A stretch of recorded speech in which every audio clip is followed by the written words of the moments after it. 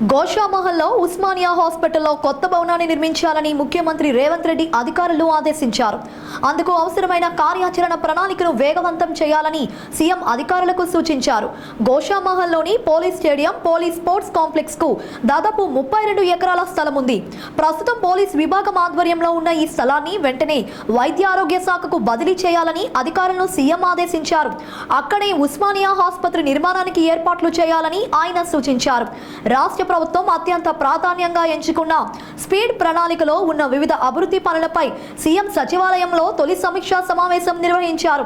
ఈ సమావేశంలో వైద్య ఆరోగ్య శాఖ మంత్రి దామోదర్ రాజనరసింహ, ప్రభుత్వ ప్రధాన కార్యదర్శి శాంతి కుమారి, ఇతర అధికారులు ఈ సమావేశంలో పాల్గొన్నారు.